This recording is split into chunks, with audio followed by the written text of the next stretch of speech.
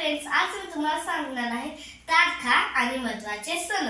तर मी तर तारखा पण लिहून घेतलेल्या आहे. चला, जानेवारी महिना 1 तारखेला आपला नवीन वर्ष सुरू होतो. 3 तारखेला 3 तारखेला सावित्रीबाई फुले यांची जयंती असते आणि आपण बालिका दिन म्हणून सुद्धा साजरा करतो.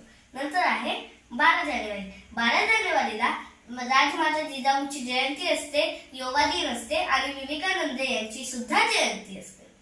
फेब्रुवारी महिन्यात 19 फेब्रुवारीला शिवाजी महाराजांची जयंती असते. 27 फेब्रुवारीला विष्णू बाबा शिरवाडकर यांची जयंती असते, म्हणून आपण मराठी भाषा दिन म्हणूनही साजरा करतो. आणि 28 फेब्रुवारीला विज्ञान दिन असतो. 8 मार्चला राष्ट्रीय महिला दिन असतो.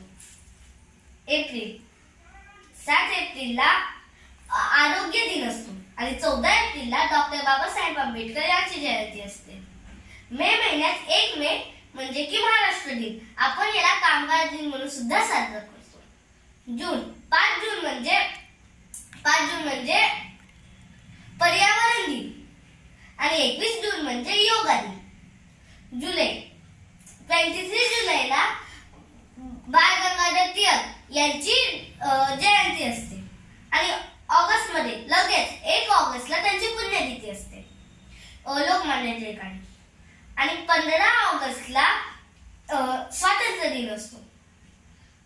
सप्टेंबर महिन्यात 5 सप्टेंबरला शिक्षक दिन असतो.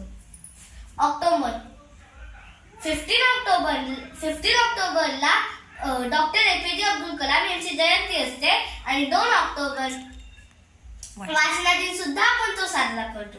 आणि 2 ऑक्टोबरला महात्मा गांधी यांची जयंती असते आणि आपण स्वच्छता दिन म्हणून सुद्धा साजरा करतो.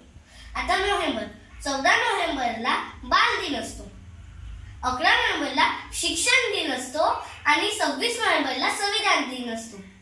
आणि शेवटी डिसेंबर महिन्यात 25 डिसेंबरला नाताळ असतो आणि 31 डिसेंबरला आपला सर्व वर्ष संपतो. आणि असेच आहेत हे आपले महत्त्वाचे सण आणि त्यांच्या तारखा. धन्यवाद. बाय.